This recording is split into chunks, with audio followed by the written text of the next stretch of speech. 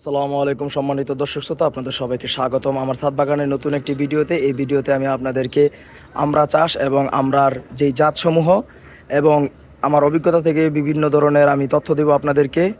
তাই যারা ছাদ বাগানে আমড়া গাছ রাখবেন এবং আমড়া গাছ কয়টা রাখবেন এবং কারা কারা আমড়া গাছ রাখতে পারবেন, এই সমস্ত বিষয়ে আমি আপনাদেরকে তথ্য দেওয়ার চেষ্টা করব। তাই ভিডিওটি স্কিপ না করে আপনারা সম্পূর্ণ দেখার অনুরোধ রইল। আপনারা যে এখানে দেখেন যে আমড়া গাছটি দেখতে পাচ্ছেন, এই আমড়াটি হচ্ছে থাই ভ্যারাইটির আমড়া। আর পাশে একটি আমড়া গাছ আছে, ওইটা হচ্ছে ভিয়েতনামি ভ্যারাইটির আমড়া গাছ। এখানে যে আপনারা থাই ভ্যারাইটির আমড়াটি দেখতে পারতেছেন, এখানে দেখেন এই আমড়া হোল করছে।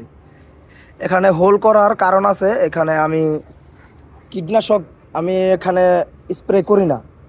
আমার কীটনাশক স্প্রে করা একদম কম হয়। আর বিশেষ করে এই কীটনাশকটা হচ্ছে ইমিটাফ। আমি ইমিটাফটা একদম কমই করি, কারণ শুধুমাত্র আনার এবং লেবুর ক্ষেত্রেই করি, আমড়ার ক্ষেত্রে কোনো ওষুধ প্রয়োগ করি না। এখন আমি আজকে এই যে ভিডিওটা করার কিছুক্ষণ পূর্বে এই অবস্থা দেখলাম। সো আপনাকে দেখাই যে আপনাদের ফল বাগানে এই ফুটা করে কি, যে ভিতরে যে পোকা পান বর্ষাকালে, বিশেষ করে পেয়ারাতে। অনেকের বাড়িতে এখন পেয়ারা আছে, ওনারা পেয়ারার ভিতরে অনেক ফুটা পাইছেন, পোক পাইছেন ভিতরে। এটার কাহিনী হচ্ছে গিয়ে এই যে খেয়াল করেন, দেখছেন এটা হচ্ছে বল্লা, বাট্টা বল্লা বলে, গিট্টু বল্লা বলে, ছোট বল্লা। এটা কামড় দিলে বিষ করে, কিন্তু ফুলে না। সো এটা ফুটা করে দেয় অন্য অন্য মাছি বা অন্য অন্য ধরনের যেসব কীটপতঙ্গ আছে, ওগুলো আইসে ভিতরে ডিম পারে, ওইখান থেকেই লার্ভা সৃষ্টি হয়, যেটা কিরকির কিরকির করে ভিতরে। পেয়ারা খেতে পারে না। আলহামদুলিল্লাহ আমার ছাদ বাগানে পেয়ারা গাছ আছে অনেকগুলা, ওইগুলো তো এরকম হয় নাইকা। আর এটা আমড়া গাছ, এই যে এই গাছ, এই ফলটাতে আমি এরকম হয়েছে দেখছি। সো আমি এই ফলটাকে আজকে কিছু করব না।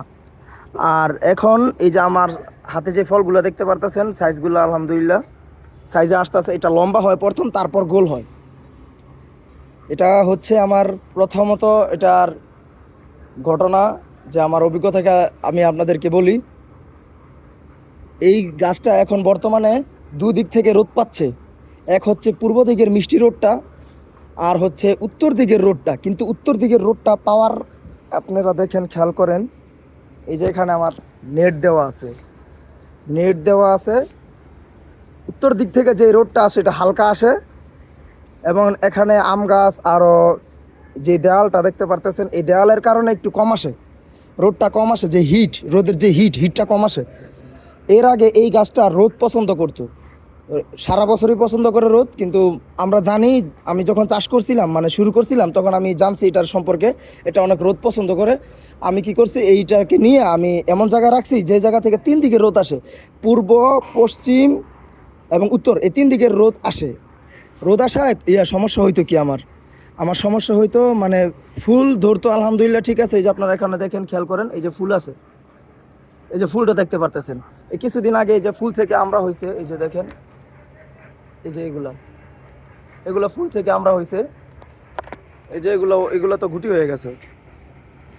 হয়ে গেছে, তো কথা বলছিলাম কি, আমার এই যে ফুল হইতো, ফুল হওয়ার পরে এই পর্যন্ত আসতো, ওই যে যেটা আপনাকে দেখাইছি, ওই পর্যন্ত আসার পর হয়তো কি, গরমের কারণে, তাপের কারণে এই পাতাগুলো না, এই মাঝখান দিয়া, এই যে এইখান দিয়ে হলুদ হলুদ হইতে হইতে পুরো পাতায় হলুদ হয়ে যেত, হলুদ হয়ে পড়ে যেত। যার কারণে আর মানে পুরো গাছের এই অবস্থা এমন ছিল রোদের কারণে, যার কারণে এই ফুলটা পরিপক্ক হইতে পারতো না। মানে ওই ধরনের গুটি থাকলেও ঝইরা যাইতো, শক্তি পাইতো না, খাবার পাইতো না, যার কারণে এটা ঝইরা পইরা যেত।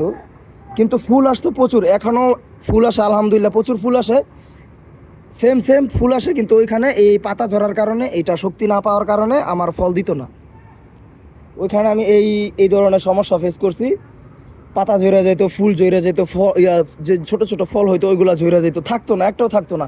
এখানে দেখেন কতগুলো আছে, আমি আবার এই জায়গা থেকে ছাঁটাই করে দিই, কিছু কিছু করে, থাকতো না। কিন্তু আজকে আমার একটা ভুল হয়েছে, আমি ওইটা বিষ স্প্রে করি নাই। আমি ভাবছিলাম এখানে যেতে হয় না, মানে এখানে আছে প্রায় 6 মাসের উপরে হইব, এখানে হয় না। আপনারা দেখেন ওই যে ওই ফুটাটার ভিতরে এখন এই যে ঘুরতেছে, দেখছেন ঘুরতেছে, ওই আরও ফুটা করবো, এই দামটায় আছে, ঘুরতেছে, ওই আরও ফুটা করবো। সো আমি এখনই ট্রাই করব ইমিটাফটা প্রয়োগ করার জন্য, যাতে আমার যেগুলো আছে এগুলা বাঁচে। আমি এই ভিডিও শেষে আমি ইমিটাফ প্রয়োগ করব, এবং এই আমড়া গাছের নিচে কিছু পিঁপড়া আছে যা আমড়া গাছের উপরে ওঠে, যেহেতু এটা ছায়া, হালকা ছায়ার ভিতরে চলে আসছে। আগে ছিল, আগে রোদ্রে ছিল যখন, তখন এটাতে পিঁপড়া হইতো না, কিন্তু এটাতে ঘাস হইতো। এই যে আপনারা খেয়াল করেন যে ঘাসগুলো দেখতে পারতেছেন, এই ঘাসগুলো হইতো।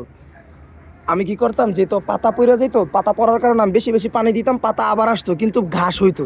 এখানে ঘাস হয় না, পাতা ঠিক থাকে, ফল ঠিক থাকে, কিন্তু একটা সমস্যা দেখছি আর কি, এটা আমার বিষ না দেওয়ার কারণে, বিষ দিলে আশা করি এটা চলে যাবো। আর এটা ভ্যারাইটি হচ্ছে আমি থাই ভ্যারাইটি, আর পাশেরটা হচ্ছে ভিয়েতনামি ভ্যারাইটি। থাই ভ্যারাইটিটা কি হালকা ছোট থাকে। বামন একটা জাত আছে, ওটা দেশি জাত না, ওটা মূলত আমার মনে হয় ইন্ডিয়ান বা অন্য কোনো জাতের। ওটা সম্পর্কে আমি জানি না। কয়েকটা নার্সারিতে এবং ছাদ বাগানে আমি যেগুলো দেখছি ওগুলো প্রায় থাই ভ্যারাইটি আর ভিয়েতনামি, শ্রীলঙ্কান, এই তিনটা ভ্যারাইটি আমি দেখছি। আর এখানে আমি থাই ভ্যারাইটি সবচেয়ে ভালো, এই কারণে আমি থাই ভ্যারাইটি সিলেক্ট করছি।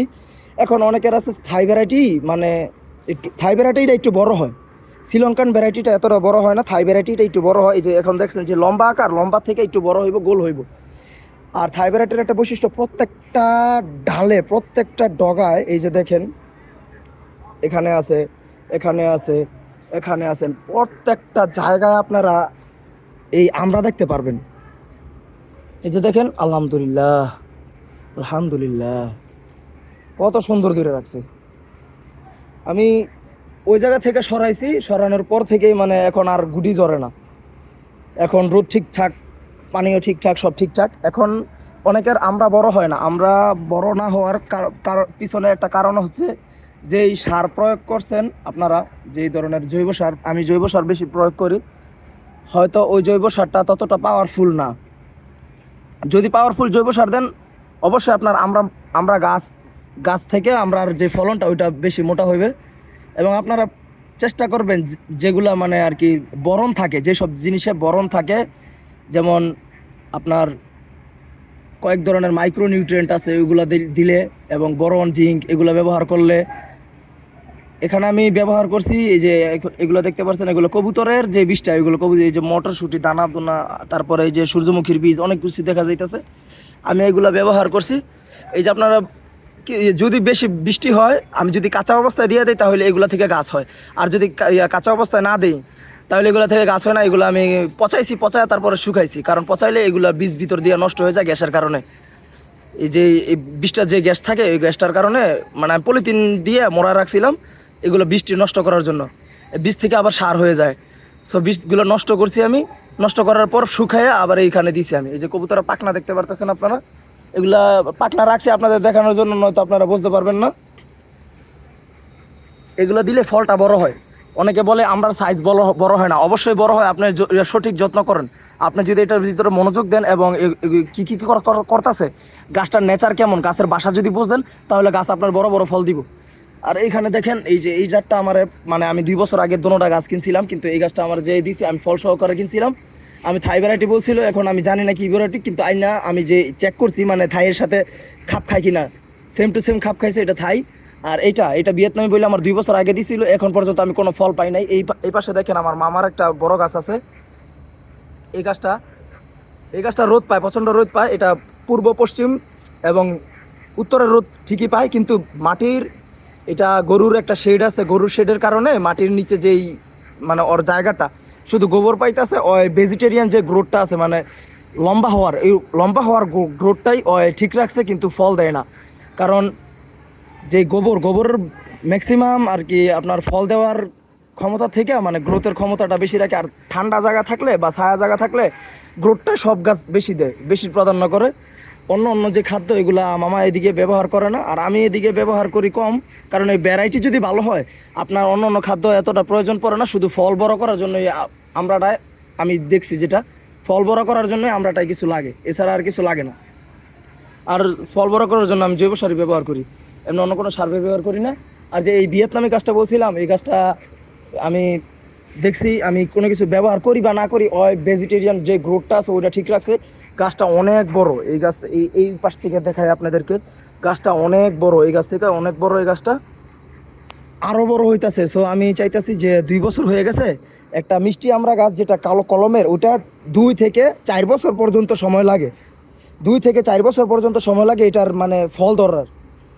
আর যদি বীজের হয় তাহলে 7 থেকে 8 বছর। এখন আমি যেহেতু এটা 2 বছর হয়েছে আমার কাছে, আমি ভাবছি হয়তো সে 1 বছর হয়েছে, 3 বছর আমার কাছে আর কি, আমার অনুভব অনুযায়ী 3 বছর হয়েছে। কিন্তু এটা এখন আমি 4 বছরের কাতারে নিয়ে যেতে চাই এবং 5 বছরের মাথায় দেখবো আমি এটা থেকে ফল আনতে পারি কি না। কিন্তু এবছর থেকে আমি ট্রাই করব যে সর্ষে পচা খোলটা আছে এবং যে কলার যে সারটা হয়, কলার সিল্কা দিয়ে যে আমরা কুচি কুচি করে সার একটা পটাশ তৈরি করি, ওইটা আমি প্রয়োগ করার চেষ্টা করবো ইনশাল্লাহ।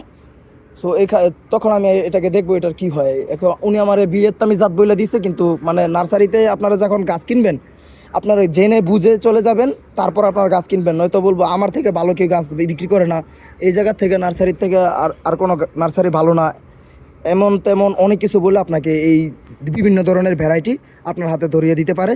সো আপনারা একটু জেনে বুঝে, যারা নতুন ক্রয় করবেন জেনে বুঝে ক্রয় করবেন, এবং যারা গাছ বা বাগানি করে তারা যদি আপনার বন্ধু থাকে তাদের সাথে নিয়ে যাবেন, নয়তো আপনাকে ধোকা দেবে, ঠকাইবে। এই যে এই গাছটা আমার পুরো পরিপূর্ণভাবে ঠকাইছে, কিন্তু আমি একটা রিসার্চের জন্য, আমার অভিজ্ঞতার জন্য আমি এটা গাছটা রেখে দিছি। ওনারা আমি বলছিলাম গাছটাতে কোনো ফল হয় না, উনি বলছে আচ্ছা ঠিক আছে, যেহেতু ফল হয় না তুমি আমার কাছে এনে দিও, কিন্তু আমি না, অভিজ্ঞতার জন্য আমি এই গাছটা রেখে দিছি। এখন কি হয় ওইটা আমি দেখবো। আর যদি দেখি বছরে একবার ফল দেয় তাহলে আমি আমার মামারে বা ওই নার্সারিওয়ালার দিয়া ওই জায়গা থেকে আরও বিভিন্ন ধরনের গাছ আনবো।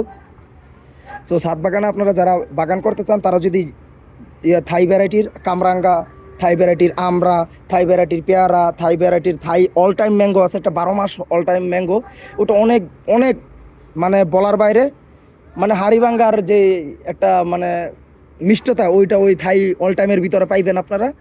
আর থাই আনার আছে, থাই লেবু আছে, আপনারা ওইগুলা নিঃসন্দেহে চাষ করতে পারেন। এই যে এখানে আপনারা দেখেন আমার বাগানে প্রচুর পরিমাণে বাগান বিলাস, এই যে এখানে একটা বাগান বিলাস, এইখানেও বাগান বিলাস, এখানে লেবুর সাথেও বাগান বিলাস, ওই যে জেট প্লান্ট আছে, জেট প্লান্টের ওই সাথেও বাগান বিলাস, বাগান বিলাস অনেকগুলো। এই বাগান বিলাসের ভিতরে থাই ভ্যারাইটি যে বাগান বিলাসগুলো আছে ওইগুলা দুর্দান্ত পারফরমেন্স করে। সো আপনারা যদি বাগান করতে চান শুরুতে থাই ভ্যারাইটি দিয়ে বাগান করুন, হতাশ হবেন না, নিরাশ হবেন না, আপনারা জাত চেনার চেষ্টা করুন। এবং কি যদি আপনার মনে হয় যে বিভিন্ন জাত চিনবো এবং 12 মাস কোন কোন ফল দেয়, কোন কোন গাছ ফুল দেয়, ওটা জানার চেষ্টা করুন, তাহলে আপনি আমাকে কমেন্ট বক্সে জানাবেন যে কী কী চাচ্ছেন আপনারা। আমি এর উপর একটা শর্ট ভিডিও অথবা ফুল ভিডিও আমি দেওয়ার চেষ্টা করবো ইনশাআল্লাহ। এ ছিল আমার অভিজ্ঞতা থেকে আপনাদেরকে জানানো।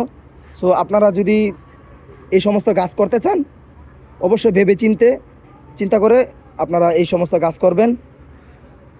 আজকে আপনাদের সাথে এই পর্যন্তই, ইনশাআল্লাহ সামনের কোনো ভিডিওতে দেখা হবে। ধন্যবাদ, ভালো থাকবেন, আসসালামু আলাইকুম।